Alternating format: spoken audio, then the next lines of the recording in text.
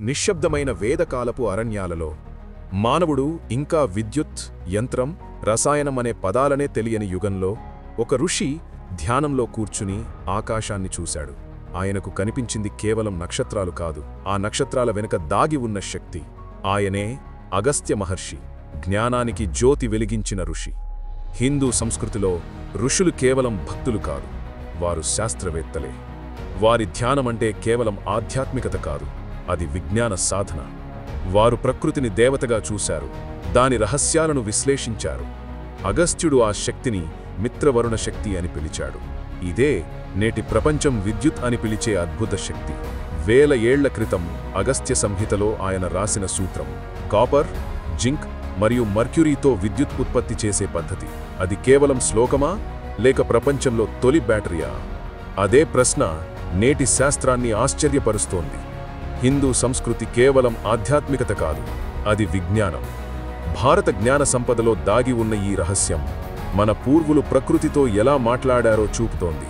ప్రతి మంత్రం వెనుక ఒక సూత్రం, ప్రతి యజ్ఞం వెనుక ఒక శాస్త్రం ఉంది. అగస్త్యుడి మిత్రవరుణ శక్తి ఆ సూత్రాలలో ఒకటి. మన సంస్కృతిలో శాస్త్రం, భక్తి, ధ్యానం అన్నీ ఒకే వృక్షం నుంచి పుట్టాయి. ఈ రోజు మనం దానిని అగస్త్య బ్యాటరీ అని పిలుస్తున్నాం. కానీ అది కేవలం శాస్త్రకథ కాదు, అది భారత జ్ఞాన వైభవానికి చిహ్నం. హిందూ సంస్కృతి మనకు నేర్పిందే, విశ్వాన్ని అర్థం చేసుకో. అగస్త్యుడు అలా చేశాడు, ప్రకృతిలోని విద్యుత్ను తెలుసుకున్నాడు. ఇప్పుడు మనం ఆయన కాంతిని తిరిగి వెలిగించాల్సిన సమయం వచ్చింది. ఈ వీడియోని చివరి వరకు చూడండి. మన ధర్మంలో ఎంత శక్తి ఉందో మీ ఫ్రెండ్స్ అండ్ ఫ్యామిలీ మెంబర్స్కి, మరియు ముఖ్యంగా మన తరువాతి తరం వారికి తప్పకుండా తెలిసేలా వారితో పంచుకోండి. అగస్త్యుడు ఎవరు? భారత పురాణాలు ప్రకారం అగస్త్య మహర్షి కేవలం ఋషి కాదు, ఒక యుగ సృష్టికర్త. వారు వేదాల ఋషి, ఔషధ శాస్త్రంలో నిపుణుడు మరియు సాంకేతికతలో ముందుండిన పూర్వశాస్త్రజ్ఞుడు. సముద్రమథనం సమయంలో హాలాహలం అనే ఘోరమైన విషం సముద్రం నుండి బయటపడింది. ఆ విషం అంత శక్తివంతంగా ఉండేది, అది భూమి, గాలి, ఆకాశం అంతా కాల్చేయగలదు. దేవతలు, దానవులు భయపడి శివుని వద్దకు పరిగెత్తారు. అప్పుడు శివుడు కరుణతో ఆ విషాన్ని తాగాడు. ఆ విషం ఆయన కంఠంలోనే నిలిచి నీలకంఠేశ్వరుడు అని పిలువబడ్డాడు. శివుడు విషం తాగిన తరువాత సముద్రమథనంతం వచ్చిన సముద్ర అలలు, విషవాయువులు ఇంకా భూమిపై వ్యాపించాయి. ఆ విషవాయువుల ప్రభావం సముద్రంలో, గాలిలో ఎక్కువైంది. అప్పుడు అగస్త్య మహర్షి తన తపస్సు శక్తితో ఆ సముద్ర జలాన్ని తాగి సమతుల్యం చేశాడు. అది నిజంగా తాగడం కాదు, అది శక్తిని ఆవహించడం అనే యోగ సాధన. ఆయన సముద్రంలోని వాయు, ధ్వని మరియు విద్యుత్ శక్తులను గ్రహించి వాటిని నియంత్రించాడు. ఈ చర్య వల్ల ప్రకృతిలోని సమతుల్యం తిరిగి వచ్చింది. ఆయన రాసిన అగస్త్య సంహిత అనే గ్రంథం నేటికి ఒక ఆశ్చర్యం. ఆ గ్రంథంలో ఉన్న సూత్రాలు విజ్ఞానం, రసాయనం, విద్యుత్ వంటి భావనలను వివరించాయి. హిందూ ధర్మంలో అగస్త్యుడు సప్తర్షుల్లో ఒకరు. అంటే ప్రపంచాన్ని సంస్కరించి శాస్త్రం మరియు ధర్మం మధ్య సమతుల్యం చూపిన మహర్షులు. ఆయన దక్షిణ భారతదేశానికి సంస్కృతి తీసుకెళ్లిన ఋషి అని కూడా చెప్పబడుతుంది. తమిళ భాషలో ఆయనను అగత్తియర్ అని పిలుస్తారు. ఆయన పంచాంగాలు, యజ్ఞాలు, ఔషధాలు మరియు శాస్త్ర సూత్రాలలో గొప్ప కృషి చేశారు. అతని తపస్సుతో ప్రకృతిని కూడా ప్రభావితం చేసేవాడు. అగస్త్యుడు శివుని భక్తుడు మరియు అనేక దేవతాశక్తుల సాధకుడు. సంస్థాప్య మృణ్మయే పాత్రే తామ్రపత్రం సుసంస్కృతం ఛాదయేచ్ఛ ఘిఘిగ్రీవేన ఛార్ధాభిష్ కాష్ఠాపాంసుభి దస్తాలోష్టో నియాత్వయః పారదాచ్ఛాదితస్తతః సంయోగాజ్జాయతే తేజో మిత్రావరుణ సంహిత. దీని అర్థం మట్టి పాత్రలో మెరుగైన రాగి పలకను ఉంచాలి. దానిపై సికిగ్రీవ అనే పదార్థంతో, అంటే ఐరన్ లేదా జింక్ వంటి లోహముతో కప్పాలి. చిన్న కష్టం, చెక్క ముక్కలు మరియు పామ్సు మట్టిపుడితో నింపాలి. అదనంగా పాదరసం, మర్క్యూరీని ఉపయోగించి మూసితే ఈ సంయోగం వలన మిత్రావరుణ అనే విద్యుత్ శక్తి ఉత్పన్నమవుతుంది. మరో శ్లోకం అననే జలభంగోస్తి ప్రాణోదానేషు వాయుషు ఏవం శతానాం కుంభానాం సంయోగకార్యకృత్ స్మృతః. దీని అర్థం జలాన్ని, నీటిని ఈ విద్యుత్ శక్తితో విడగొట్టి ప్రాణవాయువు, ఆక్సిజన్ మరియు ఉద్యాన వాయువు, హైడ్రోజన్లను ఉత్పత్తి చేయవచ్చని. బ్యాటరీ తయారు చేశారు సరే, మరి దానిని దేనికి వాడేవారు? ఆ కాలంలో ముఖ్యంగా నీటిని విడగొట్టడానికి ఎలక్ట్రాలిసిస్ ఉపయోగించబడింది. నీటిని ఆక్సిజన్, హైడ్రోజన్ వాయువులుగా మార్చడం సాధ్యమైంది. ఈ విధంగా నీటిని పరిశుభ్రంగా చేసి ఉపయోగించుకునేవారు. ప్రవాహాలు, సరస్సులు, నదుల నీటిని శుద్ధి చేయడానికి ఉపయోగం. విద్యుత్ ద్వారా ప్రకృతి శక్తిని నియంత్రించడం సాధ్యమైంది. లోహాలను మెరుపరచడం కూడా ఒక ప్రధాన ఉపయోగం. ఆనాడు ఆభరణాలు త్వరగా చెవిరిపోయేవి. ఈ పద్ధతి ద్వారా బంగారం, వెండి, రాగి వంటి లోహాలను దృఢంగా మార్చేవారు. ఈ ప్రాసెస్లో ఒక మెటల్ పైన ఇంకొక మెటల్ లేయర్గా ఈ శక్తిని వాడి అప్లై చేసేవారు. ప్రాచీన కాలంలో ఆభరణాలు, పూసలు, లోహవస్త్రాల తయారీలో సహాయపడింది. ఎలక్ట్రోప్లేటింగ్ ప్రక్రియకు సమానమైన విధానం.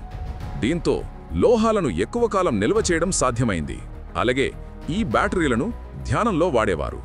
అది శరీరంలోని ప్రాణశక్తి ప్రవాహంను సమతుల్యంగా ఉంచే ఒక సాధనం. ధ్యానమంటే మనస్సు మరియు శరీరాన్ని శాంతంగా ఉంచే ప్రక్రియ. ఈ సమయంలో విద్యుత్ తరంగాలు మన నాడుల ద్వారా ప్రవహిస్తాయి. అవి సరిగ్గా ప్రవహించడానికి అగస్త్య బ్యాటరీ వంటి శక్తి సహాయం చేస్తుంది. ప్రాచీన కాలంలో ఋషులు విద్యుత్ని ప్రాణశక్తిగా పరిగణించారు. ఈ ప్రాణశక్తి మన శరీరంలోని ప్రతి కణంలో ఉంటుంది. ధ్యానం చేస్తూ ఈ శక్తిని సరిగా వినియోగించుకోవడం నేర్పేవారు. అగస్త్య బ్యాటరీ ద్వారా ఈ శక్తి సమతుల్యం చేయబడేది. దీని ద్వారా శరీరంలోని విద్యుత్ ప్రవాహం సరిగ్గా పనిచేస్తుంది. మన శరీరం ఒక చిన్న విద్యుత్ కేంద్రంలా ఉంటుంది. ప్రతి నాడి, ప్రతి కణం చిన్న విద్యుత్ సిగ్నల్లను పంపిస్తుంది. దాన్నే బయో ఎలక్ట్రికల్ ఎనర్జీ అంటారు. ధ్యానం సమయంలో ఈ సిగ్నల్లు సద్దుమడుగుతాయి, క్రమబద్ధమవుతాయి. అగస్త్య బ్యాటరీ ఇచ్చే స్థిరశక్తి ఆ క్రమాన్ని నిలబెట్టేది. దీంతో మనసు ప్రశాంతంగా, శరీరం శక్తివంతంగా ఉంటుంది. ధ్యానంలో మన శరీరంలోని చక్రాలు విద్యుత్ కేంద్రాల్లాంటివి.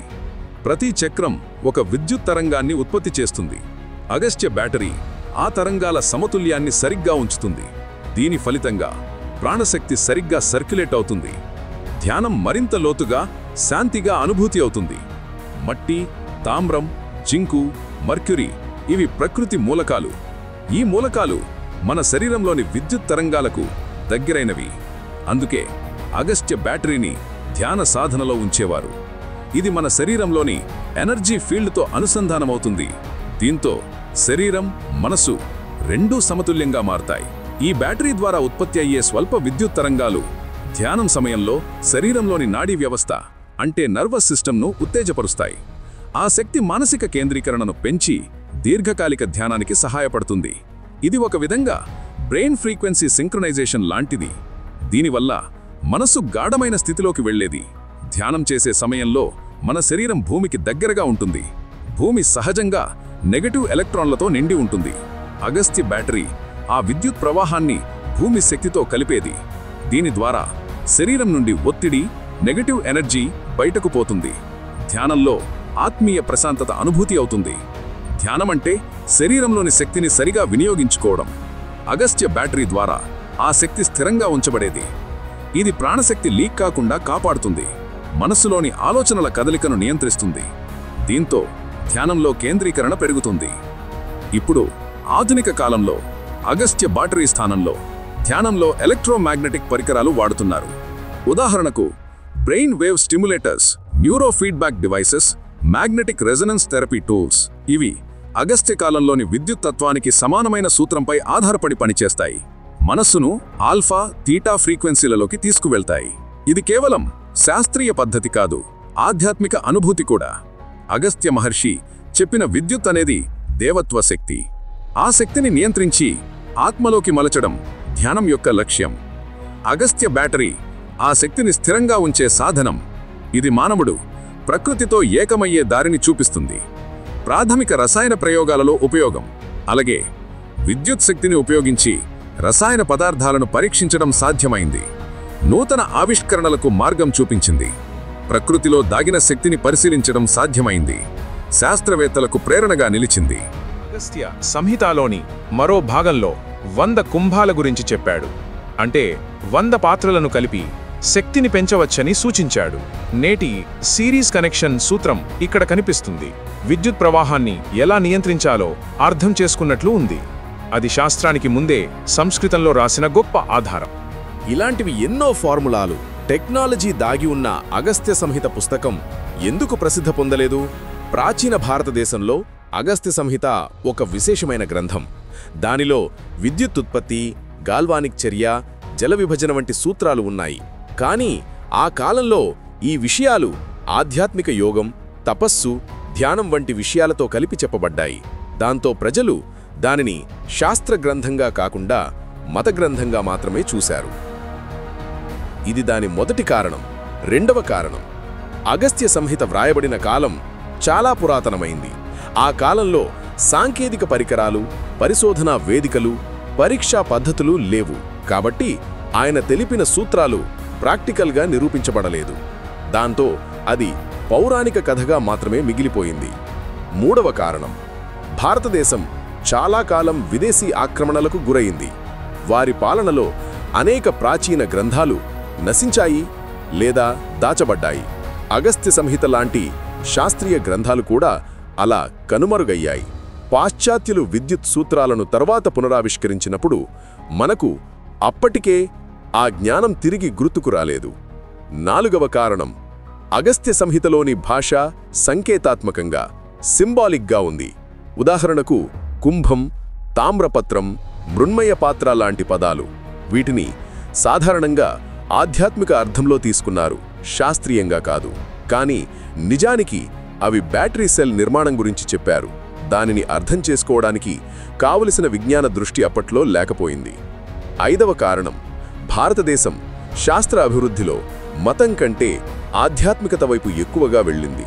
దాంతో భౌతిక శాస్త్ర పరిశోధనలు వెనుకబడిపోయాయి. అగస్త్య సంహిత లాంటి గ్రంథాలు ధ్యాన సంబంధమైనవిగా మాత్రమే గుర్తించబడ్డాయి.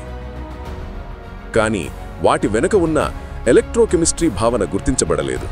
అదే కారణంగా అవి ప్రపంచ శాస్త్ర చరిత్రలో చోటు పొందలేదు. ఇప్పుడు ఆధునిక కాలంలో కొంతమంది పరిశోధకులు అగస్త్య సంహితను తిరిగి అధ్యయనం చేస్తున్నారు. దానిలోని కుంభ నిర్మాణం నిజంగా ఒక గాల్వానిక్ సెల్ మాదిరిగా ఉందని నిరూపించారు. కానీ ఆధునిక విద్యుత్ శాస్త్రం అప్పటికే బాగా అభివృద్ధి చెందడంతో ఆ పాత సిద్ధాంతం పెద్దగా ప్రసిద్ధి పొందలేదు. ఓకే ఫ్రెండ్స్, ఈ వీడియో కోసం చాలా రీసెర్చ్ చేసి మీ ముందుకు తీసుకొని వచ్చాను. ఈ వీడియో నచ్చితే తప్పకుండా లైక్ చేయండి. ఇలాంటి విషయాలు మరెన్నో తెలుసుకోవాలంటే మన ఛానల్ను సబ్స్క్రైబ్ చేసి పక్కనే ఉన్న బెల్ ఐకాన్ ప్రెస్ చేయండి. నేను వీడియో పెట్టగానే మీకు నోటిఫికేషన్ వస్తుంది. ఈ వీడియోని మీ ఫ్రెండ్స్ అండ్ ఫ్యామిలీ మెంబర్స్కి షేర్ చేయండి. ఓకే ఫ్రెండ్స్, ఇంకో వీడియోతో మళ్ళీ కలుద్దాం. జై హింద్.